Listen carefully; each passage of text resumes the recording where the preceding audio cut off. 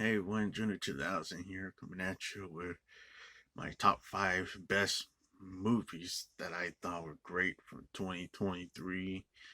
Of course, there's still 2023 movies I still need to check out. I still need to check out Thanksgiving. I still need to check out The Iron Claw, and there's a few other movies, but yeah, those are the main two that I really want to check out the most. Is Thanksgiving, directed by Eli Roth, and then The Iron Claw movie on the Von Erich family. I heard there's some disappointing things that happen in the movie, even having one of the worst Ric Flairs, which I actually saw a clip on YouTube, and that guy did not sound exactly like Ric Flair. That was one of the worst performances. We're definitely one of the worst miscasts right there. But yeah, and I heard some other changes that they made, and they even cut out a brother, which I think was fucking stupid in my opinion. That they did that. But yeah, I still gotta check out those two movies. But there's some other ones, the other 2023 movies I need to still check out. But those two I want to check out the most. But yeah, I have seen some movies this year, even some non 2023 movies that I enjoyed this year. And some of them are in the honorable mentions.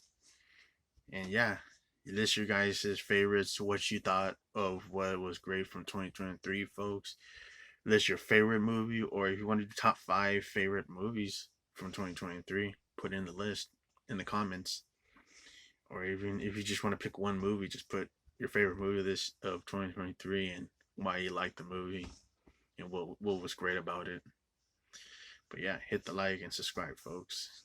And yeah, let's get to the video. My honorable mentions. I have seen some non 2023 movies, which I'll get them first.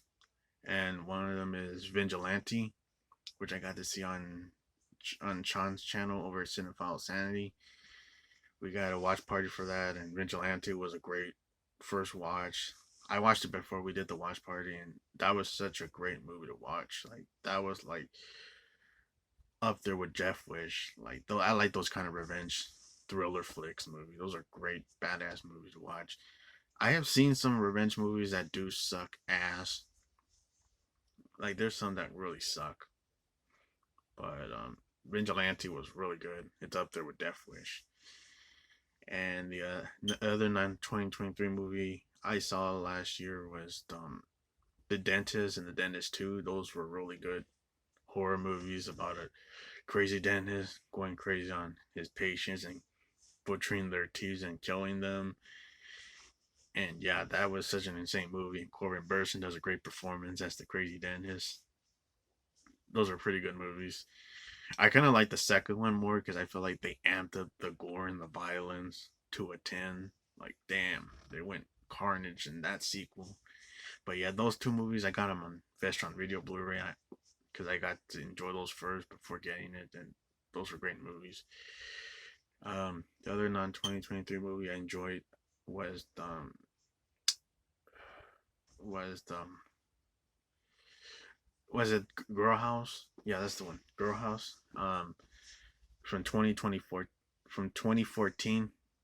That movie Girl House was a really good movie. It's like a very new idea of a slasher movie where the killer goes into like this mansion that's filled with girls that are putting like porno stuff on internet, but he goes all crazy wearing like a woman mask and butchering them one by one, all slasher style. And the killer is played by was it that actor rapper Slain? You guys should know who he is. He was one of the bank robbers in that movie, The Town, with Ben Affleck and Jeremy Renner. He was like one of their members, the bank robbery members. He was pretty much like the getaway driver that you see him in the movie. He plays the villain in Girl House 2014, and he did a good performance as the villain, like a slasher killer that's really vicious and kick ass and just very demented. Of course, you do a backstory in the first part where he is teased by little girls that are being mean to him, but he gets even on one of them and takes revenge on them. which is so cool to see. I don't want to spoil the movie for anybody that wants to check it out, but Girl House 2014 that movie was recommended by my good friend, good Keith over at Goraphobe. Yeah, he recommended the movie, and yeah, I got to see it, and that was a big surprise that I saw like in 2023. So yeah, I don't know if any studios in ever do a 4K of that one because I know there's a Blu-ray, but it's out of print or some shit, and there's like overseas Blu-rays. But hopefully, like any studios can release that one, like Vinegar Syndrome or Shit Factory, like Screen Factory, or Kino Lorber, like one of those. Uh, I feel like one of those companies should release that one in a 4K. That's a good movie to watch, and I recommend folks check out Girl House 2014. It's a really good slasher movie. If you like horror movies, slasher films, it's a really good one. Very vicious and bloody movie. Um, I also saw, yeah, that was like all the non 24, 23 movies I saw last year. Of course, I saw some more movies that I picked up. The District 9 trilogy was good. I got to rewatch those ones. I call it the District 9 trilogy or Neil Blomkamp trilogy. They're not connected, but he directed those three movies, and those three movies are great. I wish they have a sequel to District 9 because that was a great movie. Um, I've seen uh, what else? I just got to rewatch the Planet of the Apes trilogy, reboot trilogy that they had with Andy Serkis playing Caesar. Those were pretty good, badass films. Especially Rise, I think was the most badass one, which is my favorite. Especially when the was it the which is Buck the which is the gorilla who's like the soldier to Caesar, and he does the most badass moment where he jumps over the Golden Gate Bridge into the helicopter. That was such a sick and badass moment. But yeah, I have some plenty other non 2023 movies I enjoyed that I picked up and swell and I watch. But yeah, there's more honorable mentions, and it's gonna be the 2023 movies. Honorable mention, John Wick 4. I do have some problems with the movie, but I don't want to spoil the movie yet in case my good friend Sean needs to check it out because I know we're gonna rewatch. We're gonna see that one in was it in in the month of June. We're gonna watch John Wick movies and all the way to the fourth movie. But yeah, I'll just say that I'm not gonna spoil like some of the parts, but the only issue, the one of the issues that I'm gonna just say is that I have with the movie is that it's hella fucking long, and it has a lot of long ass fight scenes. Like, of course, it's not realistic, but there's times that John Wick should be fucking tired from all that fighting shit. And of course, it is getting kind of tired of seeing that shit with John Wick where they toss him over and he falls on his back or something on something hard, and he gets back like get up like no big deal. Like, of course, when it got to this movie, to the fourth one, that stuff was starting to get ridiculous. Of course, because there's no way he's fucking getting up because he broke his fucking back, especially when that part where was it Scott Atkins where they put him in a fat suit. He throws him off the ledge like 2 stories down, and he hit his back on a brick wall or something. I think it was like a sidewalk or something like that was like upwise or something, and he hit his back on it. And you're telling me that he got up? Like, that part was like, I don't really like seeing that in the John Wick movies because that's just getting kind of stupid at times. I understand when they did it like a few times, but like it's doing over and over again. Like, come on, John Wick could break his back like that. Like, that's no way he's getting up. I understand if he land on his leg or something, but he land on his back, dude. Like, that's spinal damage right there. Like, his back is fucked up right there.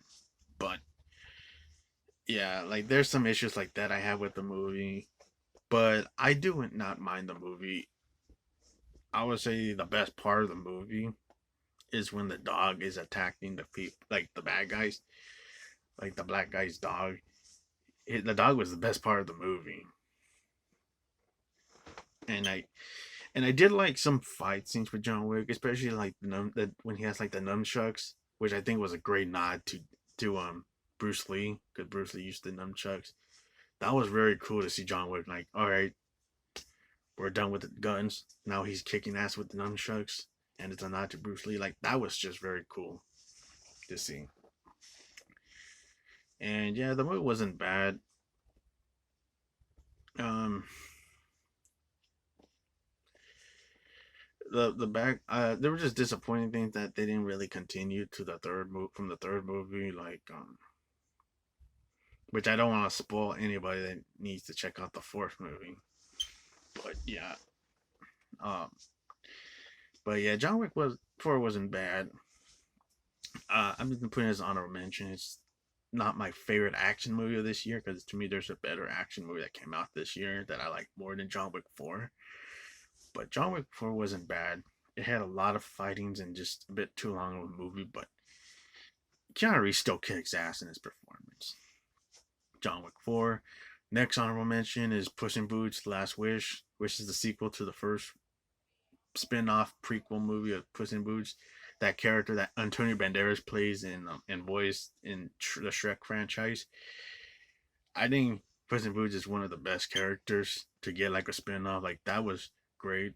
And of course you get the prequel, which it does have some issues, but I think this one, the second movie, was better. I think it improved it better. I think the story was better. I think the animation looks more nicer because I know DreamWorks are making their animations look more different. And yeah, Puss in Boots: The Last Wish was pretty good. Of course, you get this really cool villain called I forgot what the villain's called, but he's like supposed to be like, oh yeah, he's called Death, and he's like kind of like a demon version. Like it's like if the Wolf Man turned into like a demon or something.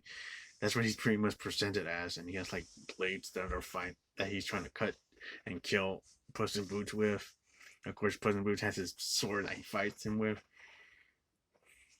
That actor who did the voice of of the death of the wolf character that's after Puss in Boots did a good performance. Of course, you get some other actors in the movie. Of course, Salma Hayek plays Kitty Paws. Paws was like one of Puss in Boots' love connection catch to the first one. She comes back and voices that same character from the first movie, and they have great chemistry. Tony Banderas and Salma Hayek are pretty funny and great in the movie, and it does deliver some pretty good action sequence in an animation, especially when he's fighting the deaf wolf character.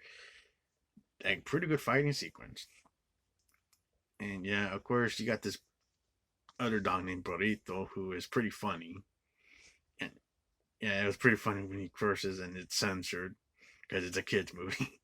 But yeah, so far this was probably like so far a pretty good animation kids movie that was really good so far because I used to like kid movies, but I kind of just got out of it. But the only reason I liked it is because I like Antonio Banderas and I like the Shrek movies, and it's a connection to to the Shrek movies. But yeah, hopefully they might do another Shrek movie. We'll see in the near future, or another Puss in Boots movie. But yeah, I did enjoy it. It was a very good movie. It was one of the first movies I saw this year. It was like the first 2023 movie I saw this year, and it was pretty good. Tony Banderas was great in that movie. Next 2023 movie I have in my honorable mention is Pet Cemetery Bloodline. And I know a lot of people shit on this movie a lot. I know it's not the best movie, but I actually didn't mind the movie. I'm probably the only person that liked the movie. Because, there's times where a lot of us can have a movie where we like this movie, but everybody shits on it. I would say this is like a movie that fits for me, saying that, like, Pet Sematary Bloodline is a movie that a lot of people shit on and a lot of people don't care for. But I actually did like this one, Bloodline. I thought the movie was pretty decent. I thought some of the actors were pretty cool to see in the movie, like David Duchovny, Pam Grier and Tom. I forgot the actor's name, the one that played Elliot from E.T. Fuck, Thomas something. Damn, I forgot his name, but he was in the movie too. He's the one that, the kid that plays Elliot in E.T. I forgot his name, but he's in the movie too. He plays like the he plays he plays Judd's dad in the movie. I forgot his name, but he was Elliot in E.T. But he's pretty good in it. Um, I thought some song shows were pretty cool to hear. Like some oldies music was pretty cool to hear. Um, I thought the movie wasn't that bad. It just went. It was like a short movie, so it wasn't like a long, boring ass fucking movie like The Nun 2 or fucking Megan. So at least it was a short movie. It wasn't like a long ass movie. But I did enjoy it. I thought it did some pretty cool, unique stuff with it. Um, it's not a movie that everybody's caring about because it is getting a lot of bad feedback and reviews. But I'm not a huge fan of the original. It's just the original never did nothing for me. I just didn't care for it. I do like Fred Gwynn in the movie. It's just I don't know. It's just the first movie didn't do nothing for me. But when I saw the second movie, I actually liked that better because I feel like that story. I was more interested in the second movie story than the first one. And the remake was boring. The remake was just boring. But this one was better than the remake. The Pet Sematary Bloodline was better than the remake. And yeah, there's some good song choices too. I do like some of the songs, and some of the acting were pretty decent. And I didn't mind the movie. And of course, it's a story about it's pretty much the story of was it the character Timmy? It's pretty much that story. It's pretty much a prequel of the Timmy character that got brought back to life, and of course, David Duchovny's playing Timmy's dad in the movie. It's pretty much like a story of that character coming back to life, and turning out he was good friends with Judd and another kid that's their best friends with. But yeah, not a bad movie. I thought it was a decent movie. It was short. It wasn't like a long ass movie or anything, or nothing boring to me. Next honorable mention is Equalizer 3 with Denzel Washington. I thought this was really good. I thought it was a pretty good movie. I know I got a steelbook from it from my aunt on Christmas when we were at Portland. She gave me a steelbook of Equalizer 3, and it was a really good movie to rewatch. And I saw it this year, and it was a really good movie. Denzel Washington did a good performance. I think to me it was better than Part 2. Part 2 was kind of disappointing, but the third movie I thought was better, and it delivers some pretty good actions. Like it's a bit of a slow burn movie, but it does deliver some good action sequence and some good shootouts. But yeah, pretty good one. And then the last honorable mention I'm gonna pick is Nefarious, and I think this movie is criminally underrated. And I know there's some people that don't even care for this movie, and I don't want to name some YouTubers out, but there is a YouTuber that put this movie in their worst movie list, like which I don't want to name the YouTuber, but I disagree with him saying that this was the worst movie.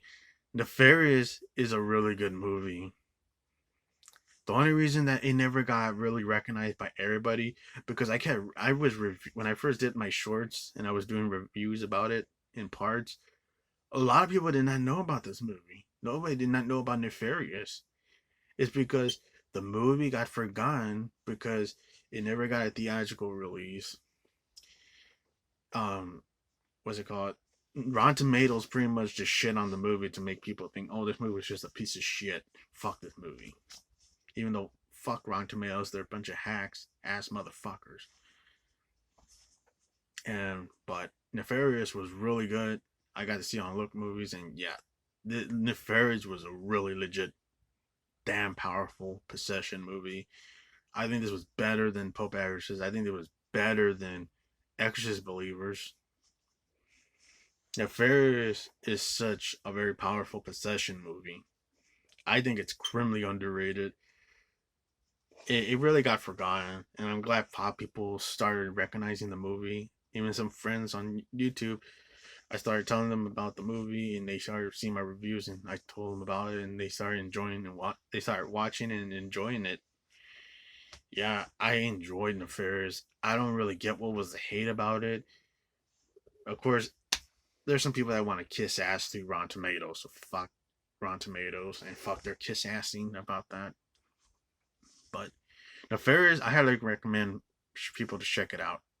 It stars Sean Patrick Flaherty as a convict that's possessed or not, but it's a mystery. But he has like a split personality of him being himself, where he's like all scared or going to death, where the other one is the demon, where he's like he turns into the demon at times, not giving a shit and saying all these really fucked up shit.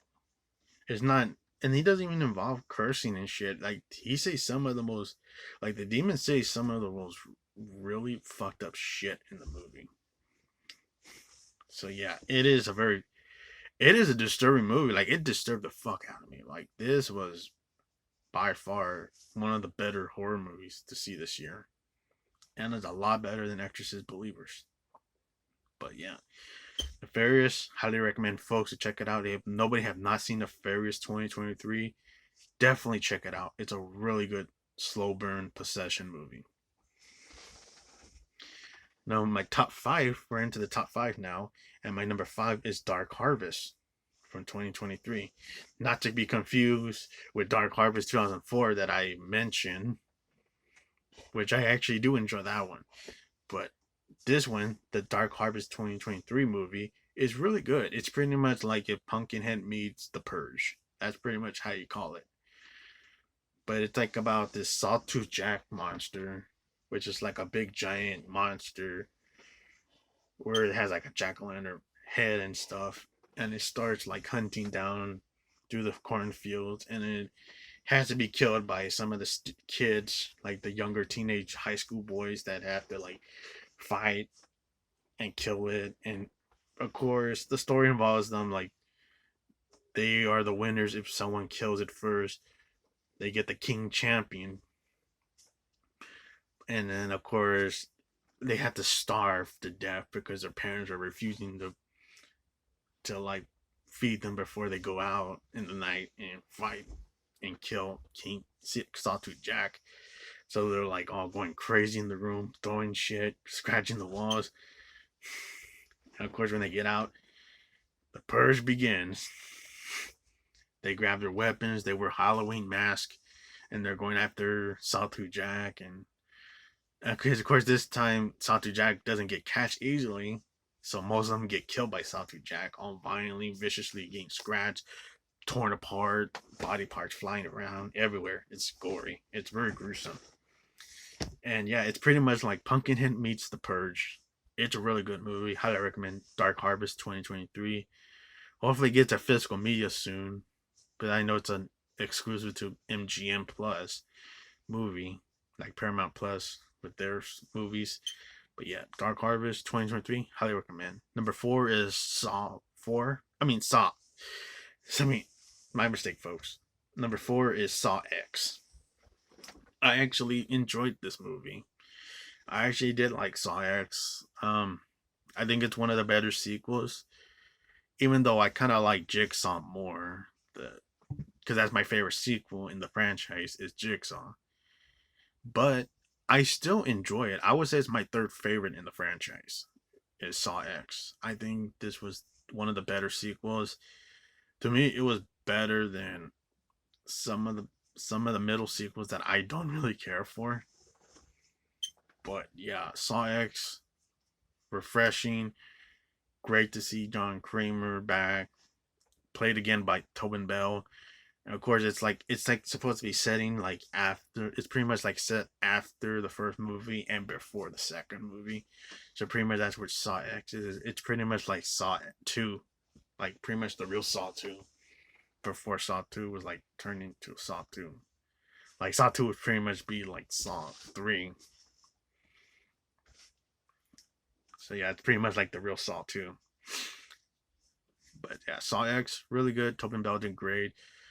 Sonny Smith came back as Amanda Young to play her character, and I thought she was better here than Saw 2 and Saw 3.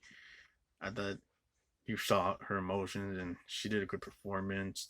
And I thought John, I thought Jigsaw and Amanda were more likable here in the movie.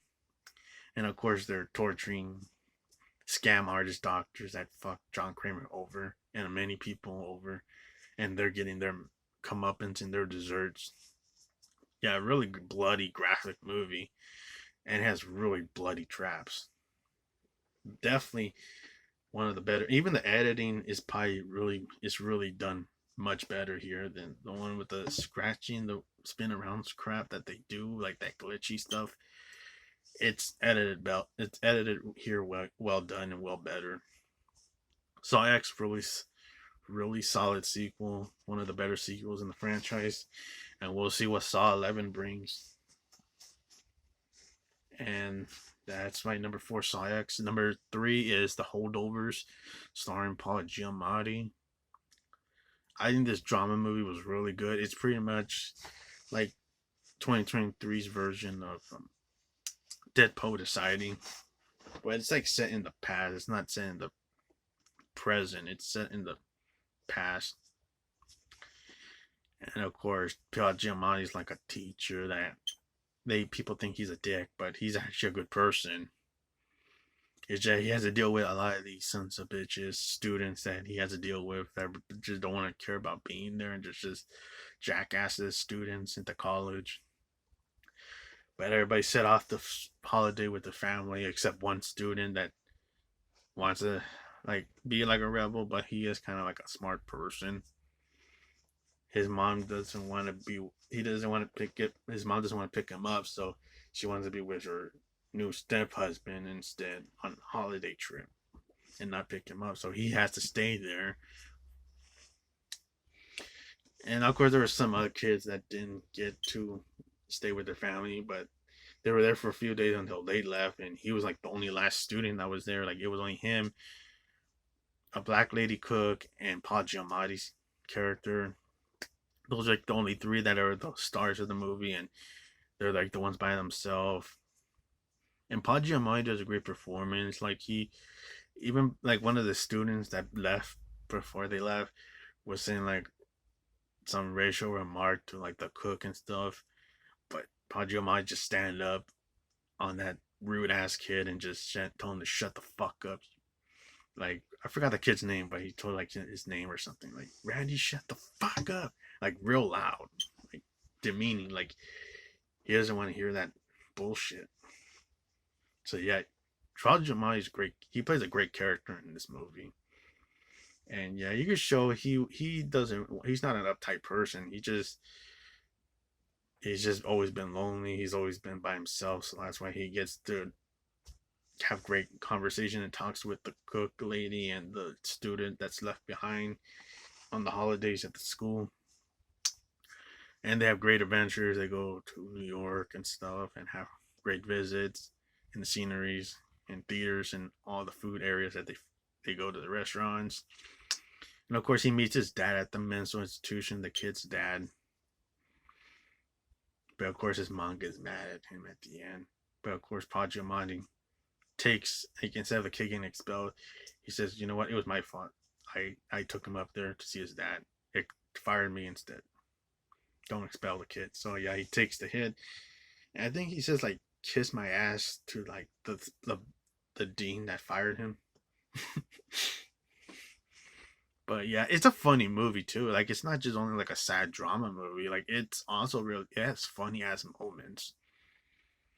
But yeah, this to me was funnier than Barbie. Fuck Barbie. But The Holdovers is a really good movie. I highly recommend folks to check out Holdovers with Paul Giamatti. Great movie, great drama movie. That's set in like the month of Chris. It's set in the month of Christmas because of course there's the snow in the scenery around the campus. But it's a good movie to watch. I would say it's a bit of a holiday movie too. So yeah, put it as a holiday movie, Christmas movie. But yeah, Holder was pretty good. Number two, I would say is my pick is Silent Night 2023, directed by John motherfucking Woo. This was such a badass revenge thriller action packed flick that took itself to another level with no dialogue. This was such a badass movie that didn't need bullshit arguments, bullshit reasons, nothing fucking bullshit. This one was such a good slow burn one where it first starts off with Joe Kinnaman running after the motherfucking bad guys that shot his son in a drive-by. And of course, he gets shot by the bad guy. He gets shot in the throat. That's why he loses his voice. He doesn't talk in the movie. But John Woo does a great job in directing a movie where it's no dialogue. It's kind of like a silent movie because, of course, it makes sense. Silent Night. The name of it, it does make connection to that. So, yeah, you don't hear no dialogue. The only thing you hear is grunting or muffled curse words or something, or even curse words on a rap song that the bad guys uses in the background and they play. But this movie is such a badass revenge movie. It takes the revenge aspect really well, where he's looking forward on the day that he wants to revenge on these motherfuckers that injured him, took his voice, and took his son. So he wants vengeance for his son's death. And he goes after them, and he does a good. They do a good job where you see his struggles. You see that he wanted to drink, but you know what? He said, "Fuck the alcohol. I want to just train and wait for that fucking next day, that next year of Christmas, because that's the day I'm going after those motherfuckers." And yeah, this one is really well done, where you see his training of wanting to fight back with the knives and cut, and the shootout, how to shoot the guns, how to like exercise his legs and movements because he has to like exercise that too because from his first coming back home from being fucking shot in the throat and having a graphic surgery scene. But yeah, it does deliver a good slow burn and build up to it. Like you feel the build up. The music is even good. The music is really good too. And you get the last 40 minutes, which is the revenge aspect. And it's such a satisfying, badass revenge action pack shootout and kick ass revenge against that villain guy that killed his son and took his own voice.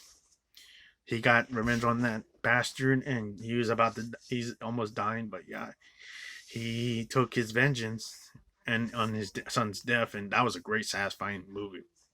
Definitely enjoyed that one more than John Wick 4.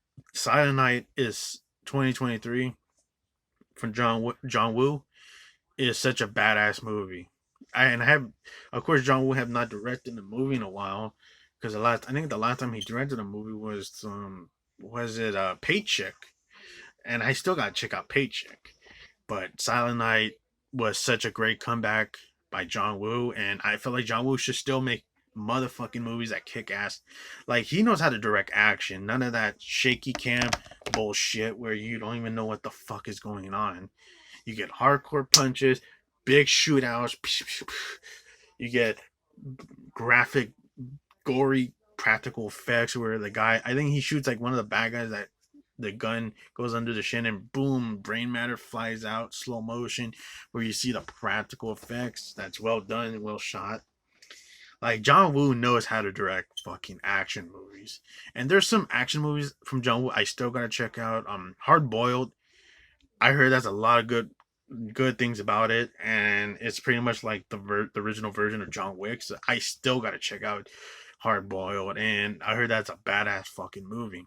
And of course, John Woo does other badass movies like Hard Target, Broken Arrow, Face Off, um, Wind Talkers, and of course, I got to see Mission Impossible 2, which I did not like that movie. It wasn't John Woo's fault. It's probably because the filmmakers probably wanted to have this boring scientist story of a virus being outbreak yet, so that's why probably that was involved in it to make it less lame and shit. Because of course there's not that much action until like the last minute of the movie. But I don't know, I'm not big on the Mission Impossible movies, but that's part of the John Woo collection that I picked it up for. And I still gotta pick. I guess I still gotta rewatch Paycheck that I have on DVD that I got on Christmas. Not on Christmas, I mean like I opened on the video that I opened for the Christmas haul. I had Paycheck and I still gotta check it out. But hopefully that's better than Mission Impossible 2. But Cyanide, such a badass John Woo movie. I'm definitely gonna pick it up. That's my second favorite movie of the year. And yeah, I do have Saw X, but I still gotta pick up the other movies too, like Holdovers and Pet Cemetery Bloodline and Nefarious. But yeah, Silent Night is one that I'm definitely picking up because that's such a badass movie. And it was a badass theater experience. And fuck all the bad reviews it's been getting because a lot of people are not caring about this movie either. I don't know, but whatever.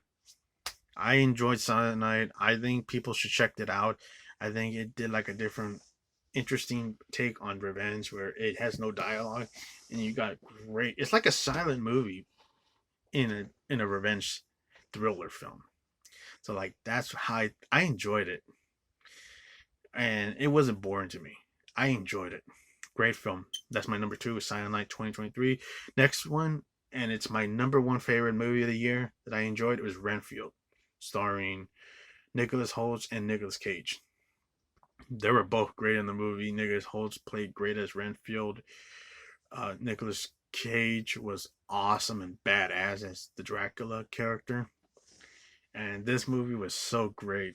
Renfield was such a badass movie to watch. Like when I saw all these fighting scenes, but even though a lot of the thing was CGI a little bit, but it was so badass to watch. And it was like something like the violence and the gore and the carnage kind of remind me of like Freddy versus Jason, but with Dracula. Like that kind of violence and carnage. That yeah, the movie was insane, very vicious, and it was also a bit funny too. The only thing I didn't care for, like, of course, Aquafina was highly miscast in the movie. I don't know, they could have gotten another actress for that role. Like, just, she didn't like really hurt the movie much, but it just I feel like she was really miscast, and I'm not really big fan of hers that much. But she was okay.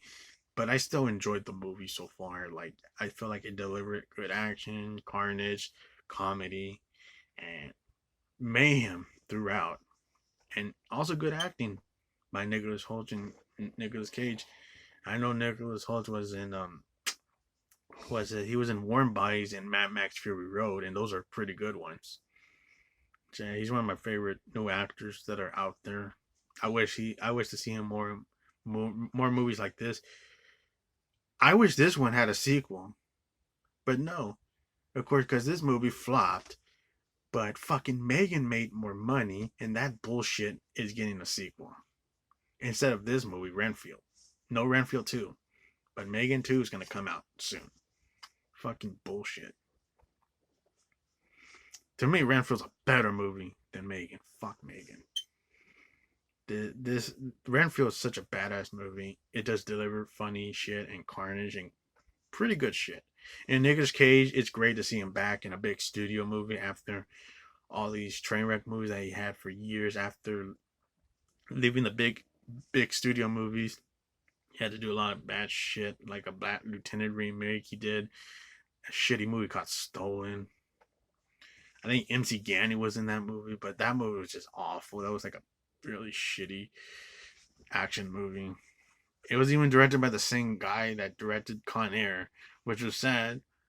They directed a boring ass movie, but previously he directed a really badass movie with Nicolas Cage, and MC Ganny was in that one as well. But yeah, he was in like Nicolas Cage was in shitty movies like Stolen and Bad Lieutenant remake and other movies too. But he did like decent ones like Mandy and the was it a fucking what was that ripoff of how Five Nights at Freddy? Ah, fuck. But it was like a ripoff of Five Nights at Freddy. I forgot the name of it. But he was good in that movie. But yeah, Renfield, he did a good job as the Dracula character and did a good performance. I was happy to see Nicolas Cage back. But yeah, Renfield, great movie. Highly recommend folks to check it out. Nobody had not seen Renfield. Such a badass movie. Yeah, definitely my favorite movie of the year. And yeah, this year, the 2023 had presented some pretty good damn movies and some shitty movies that I put in my worst list. But yeah, this is my top 5 best movie list of great movies from 2023. Yeah, and we'll look for what's coming out next year. I know a lot of movies were pushed back to this year because of that writer strike bullshit. Even new shows that were supposed to come out with new seasons got pushed back and not being production, but now they're in production and being made. But yeah, we're seeing like new stuff coming out, especially a new Saw movie coming out this year, and the A24's movie Maxine, which is the third movie to Pearl and X, directed by Ty West. Yeah, definitely look forward to that movie. And there were some other movies coming out this year I'm looking forward. I don't care about the MCU movies. I'm already done. To me, the last good one that came out last year was Guardians of the Galaxy 3. That's another one I forgot to put in my honorable mention was Guardians of the Galaxy 3. That's a very good one. It shows a lot of emotion, shows a lot of grip, and it felt like to me that one kind of brought me back to the early 2000s Marvel movies, like how they were fucking good back in the day. In the early 2000s, like Spider-Man and the Hulk and Daredevil and Punisher. Like that, it brought me back to that. So that's why I enjoy that one. I think that was like the last good MCU movie. But I don't give a shit about the new ones coming out. Fuck Disney and fuck their MCU bullshit. But yeah, that's my top 5 best movie list, folks. List your guys' favorites on the your top 5 or your favorite movie from last year in the comments. Have a good day, everybody. Take care, folks. Bye bye.